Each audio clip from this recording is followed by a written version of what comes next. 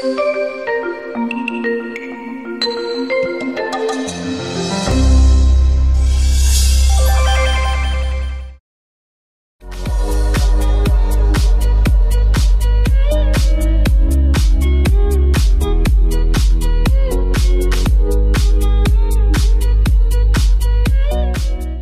espectador! Estamos iniciando mais uma vez o nosso programa Intervir em Saúde pela Associação Médica do Mato Grosso do Sul. Hoje o nosso entrevistado é o Dr. Wilson Hayashi. Ele é graduado pela Universidade Federal do Mato Grosso do Sul, é médico obstetra pela Universidade Federal do Paraná, é mestre e doutor pela Unesp de Botucatu e é o diretor da Faculdade de Medicina da Universidade Federal de Mato Grosso do Sul. Wilson, é um prazer tê-lo aqui no nosso programa, prazer receber, e vamos falar um pouquinho sobre um tema super atual, que é o parto normal. A gente tem visto nos últimos anos um fomento, né, para que as mães voltem a ter os partos naturais, inclusive pelo Ministério da Saúde. Eu queria escutar um pouquinho de você, qual a sua opinião sobre isso? Bom, primeiro é um prazer estar aqui. Eu acho que o país, né, precisa se adequar àquilo que acontece no mundo. E no resto do mundo, a via natural de nascer é o parto normal. E se deixam as intervenções para aqueles casos em que o parto normal não acontece. Eu particularmente participo bastante desse movimento de incentivo ao parto normal e, fundamentalmente, mais importante ou tão importante quanto a via de parto, o momento de nascer. O momento de nascer precisa ser, salvo exceções, o momento que a gravidez termina espontaneamente. Mas fala um pouquinho para o nosso espectador, assim, quais são os tipos de parto que existem e qual que é a diferença entre as duas situações, por favor? Bom, fundamentalmente você pode classificar os partos de diversas maneiras. O parto pode ser classificado, por exemplo, quanto ao momento, se ele acontece no momento de término espontâneo da gestação, seja no trabalho de parto, ou você tem uma antecipação do término da gestação, por algum motivo. O parto, então, nasceu no momento que a mulher entrou em trabalho de parto, ou rompeu o bolso, ou entrou em trabalho de parto, ou então foi antecipado o parto por algum motivo, por uma indução, por uma cesariana. Quanto às vias de parto, ou seja, por onde o neném nasce, ele pode ser via vaginal e pode ser via abdominal, no caso mais conhecido como operação cesariana. Nos partos vaginais, eles também podem ser com intervenção ou sem intervenção. Então, os partos, o que se deseja é o parto com mínimo de intervenção. Agora, existem necessidades de se fazer intervenção. Às vezes uma ocitocina, às vezes uma episiotomia, às vezes.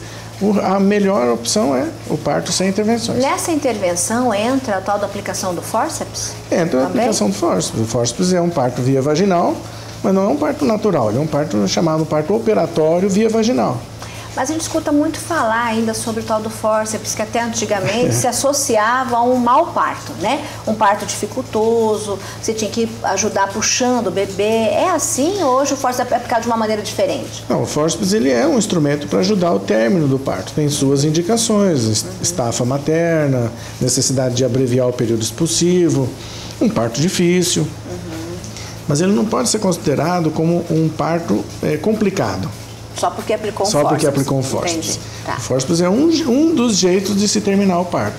Entendi. Existe um preconceito muito grande em relação ao fórceps que deveria... eu fiz essa pergunta justamente porque ainda tem esse preconceito. Ser minimizado. Eu acho que um fórceps bem aplicado e na hora... que ele bem aplicado e com a indicação bem correta, ele salva muita gente. E me diz uma coisa, a mulher, ela tem o direito de escolher que parto ela quer?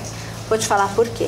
Da mesma forma que eu vejo o estímulo para o parto normal, eu vejo também medos, né, da mulher enfrentar esse momento de ter muita dor, e muitas preferem o parto cesariana, principalmente quando ela está numa evolução de parto normal e está sentindo muita dor, e aí ela pede o parto cesárea. Como é que funciona isso? Porque parece que hoje mesmo dentro da rede pública, pelo SUS, parece que a mulher tem o direito de escolher o parto. É isso mesmo? Explica para mim. Eu acho que é uma discussão difícil essa, se ela tem o direito, porque o direito de cada um acaba quando começa o direito do outro, né? Então, não dá para colocar assim, dessa maneira tão fria e difícil de responder. Acho que, na verdade, cada caso é um caso, né? Eu acho que a mulher tem, sim, o direito de honestamente orientada, estando honestamente orientada, de optar pela via de parto. Entendi. Mas tem trabalhos científicos que demonstram que a mulher honestamente orientada, em 95% dos casos, opta pelo parto normal. Isso é um trabalho do professor Guilherme Secati em Campinas.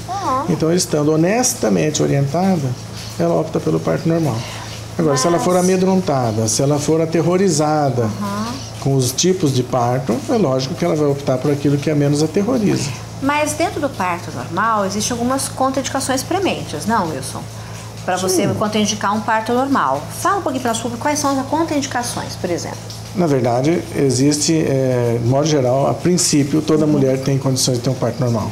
Teoricamente, sim. Teoricamente, sim. Praticamente. Na prática. Praticamente. Agora, existem algumas necessidades de você resolver a gestação e não tem tempo para que isso aconteça de forma natural. Por exemplo, uma pré-eclâmpsia grave com síndrome HELP, um sofrimento fetal crônico, nas mulheres hipertensas, por exemplo, nas mulheres que têm placenta prévia centro total, ou seja, que a placenta está obstruindo o canal de parto. Então, são situações assim, que vem à cabeça que são indicações para uma operação cesariana. E idade? Idade não é uma contraindicação? Não é uma contraindicação. Ou muito jovens, ou já mais de idade? Objetivamente, não. Não mesmo? Não. Mas assim, como que você vai, por exemplo... Eu não sou obstetra, você me desculpa, porque eu sou praticamente uma leiga na obstetrícia. Enfim, aquela mulher que, por exemplo, está com seus 39 anos, 40, que nunca teve um parto, não é um pouquinho mais complicado para ela enfrentar um parto normal, Wilson? De verdade? Eu acho, Maria José, que a gente precisa, que a mulher ela precisa se preparar para virar mãe. Tá. Certo? Porque o parto é um processo dentro desta preparação. Então, essa preparação se faz no pré-natal? No pré-natal. E o obstetra que vai orientá-la a todos os procedimentos? Sim. E quais são, por exemplo, entre atividade física, entre preparo do mamilo, como é que é? Na verdade, eu acho que para o parto normal, fundamentalmente, a mulher precisa preparar a cabeça. Eu costumo dizer que o grande inimigo do parto normal é a ansiedade. A ansiedade é a vontade logo de ver o bebê, querer resolver a gravidez que já está no final, que às vezes é incômoda, a gente não pode esquecer disso. E não é a dor, por exemplo, que é o maior inimigo do parto normal. Não é a dor? Não é a dor. Não é a ansiedade. A ansiedade de ver o bebê, é querer terminar logo a gestação. Então, eu acho que esse preparo, a gente tem que conversar isso com a mulher durante o pré-natal. Existem aspectos, por exemplo, que não são ditos para a mulher, e que são muito importantes e que deveria ser levado em conta na decisão de se tomar, nos critérios para se tomar uma decisão quanto ao momento de parto e à via de parto. Por exemplo, 1/3 do peso do cérebro do feto é ganho no último mês de gestação. Nós não temos mecanismos suficientemente seguros para dizer para quando cada bebê está programado para nascer. Então, eu posso ter um bebê, e eu já tive isso. Mulheres que tiveram filhos com 38 semanas de gestação e o outro com 42. Ou seja, se a gente toma isso como base e se toma como padrão, se interromper a gestação com 38 semanas, no fundo eu estou tirando o bebê quase um mês antes, ou podendo tirar o bebê quase um mês antes. Então, na verdade, você acaba escolhendo, o bebê que escolhe o momento de nascer. Esse deveria ser o correto. Então você espera os sinais do trabalho de parto? Espera os sinais do trabalho de parto, mesmo aquela mulher que queira um parto operatório, uma cesárea, por exemplo, eu acho que ela deveria esperar o trabalho de parto, salvo se tiver algumas indicações. E quais são os sinais do trabalho de parto? Dor regular, né, contrações uterinas regulares, com intervalo a cada 5 minutos, perda de líquido ou perda de sangue, que são os sinais mais comuns no início do trabalho de parto. Tampão mucoso, né? Tampão mucoso, às vezes com sangue, às vezes não. Entendi. E o que a gente tem escutado também muito falar é a presença do pai dentro da sala de parto. Isso é verdade, né? É verdade, eu acho que é importante o pai ou o acompanhante de escolha da mulher. Pode ser o pai, pode ser uma mãe. Pode ser uma mãe, pode ser uma amiga, pode ser a irmã. E a tal da doula, que tem se falado tanto de uns anos para cá, que a gente vê isso na Rede Cegonha, né? Quem é a doula? Quem é essa pessoa que está participando do parto? A doula é uma profissional que ajuda no apoio emocional durante o trabalho de parto, que ajuda com as chamadas medidas não farmacológicas de alívio da dor, então massagens, compressas mornas, banho de banheiro, banho de chuveiro, caminhada, bola, exercícios que ajudam no alívio da dor. Entendi, legal. E me diz uma coisa, Wilson, quais são as complicações de um parto normal? Porque a gente fala da parte bonita, quem vê um parto, a gente emociona, chora mesmo. Acho que eu nunca mais esqueci o primeiro parto que eu fiz na minha vida, ainda acadêmica de medicina. Acho muito lindo, choro mesmo. Mas e as complicações de um parto normal? Eu costumo dizer que não tem como a mulher sair de uma gravidez sem uma marca. Nem que seja uma marca emocional, ela não vai sair da gravidez com uma marca. Mas, de modo geral, o parto normal complica menos que a cesárea. Menos? Menos que a cesárea. Um parto bem assistido complica menos. Acontece que nós somos, por questões, a classe médica, de modo geral, todos nós, o Brasil, de modo geral, ele é mais condescendente com as complicações da cesárea do que do parto normal. Entendi. Então, mas o parto normal você pode ter complicações. Por exemplo, um parto normal pode virar cesárea. Então, isso já é uma complicação do parto normal.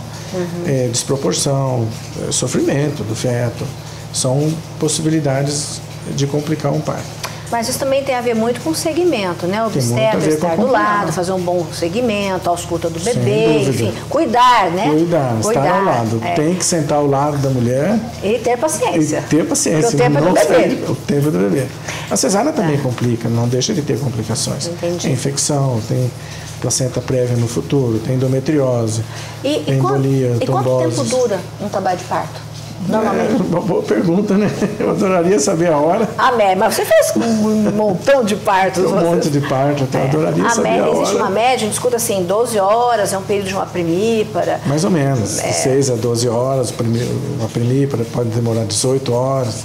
Mas isso não é uma condição para o parto cesariano. Está demorando muito, não? Não. Se estiver tudo bem, vai esperar. Eu já tive primípara que durou 30 horas. 30 horas? E nasceu bem? E nasceu bem, super bem, sem nenhum problema. Interessante. E tem primíparas que nasceram, mulheres que tiveram parto em 30 minutos, 20 minutos.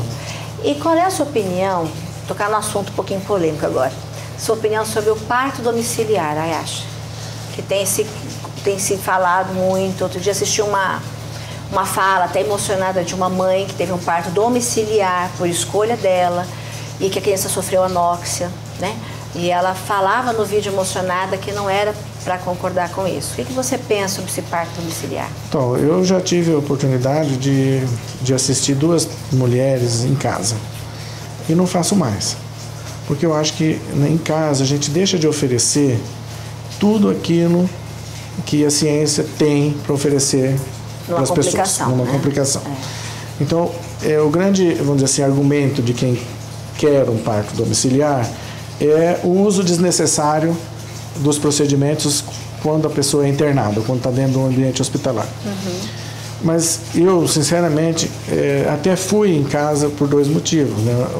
Um porque eram 2 grandes amigas e outra porque eu não poderia dizer isso que eu estou dizendo agora se eu não tivesse experimentado. Entendi. Né? Entendi. Então eu fui 2 vezes, eu não vou mais, já tive proposta de ir de novo em outros partos e não vou mais, porque eu acho que é um risco desnecessário no Brasil. Entendi. Eu sei que é uma prática que acontece em outros países, mas eu honestamente acho que no Brasil, e principalmente em Campo Grande, na rede de assistência que a gente tem, que ela é limitada, que tem restrição de leitos, eu acho arriscado você conduzir um parto em casa. Mas nesse caso, por exemplo, de certas situações que acabam acontecendo dentro do hospital, como existe o chamado boas práticas, né? Isso acabou minimizado muito, não? Sim, aquela obrigatoriedade de fazer uma lavagem intestinal, de fazer uma episiotomia, isso na verdade faz parte das boas práticas, respeitar, né, o corpo desta mulher, que seja o mais natural possível. Isso minimizou muito, não? Isso melhorou, tem melhorado cada vez mais de você ter o mínimo de intervenções possíveis, ou seja, o parto ocorrer da maneira mais natural possível, ainda que dentro do ambiente hospitalar, e preferencialmente dentro do ambiente hospitalar. Aí é onde você tem recursos para, caso se tenha uma necessidade ou uma complicação, você poder agir. Agora, com as boas práticas, assim, as chamadas boas práticas que o Ministério da Saúde já tem divulgado há muito tempo, tem minimizado o número de intervenções desnessárias, mas ainda acontece, infelizmente. Olha, eu adorei conversar com você sobre parto normal. Sei que você é um expert, a sua chamada não foi assim, foi intencional mesmo. E agradecer muito a sua presença, para conhecermos ao público, principalmente as mulheres que desejam ter parto normal, né? Conhecer um pouquinho sobre esse assunto. Muito obrigada. Obrigado a vocês. E você, espectador, mande a sua opinião e o tema que quer ouvir, mandando e-mail para amms@eventostv.net. Obrigada.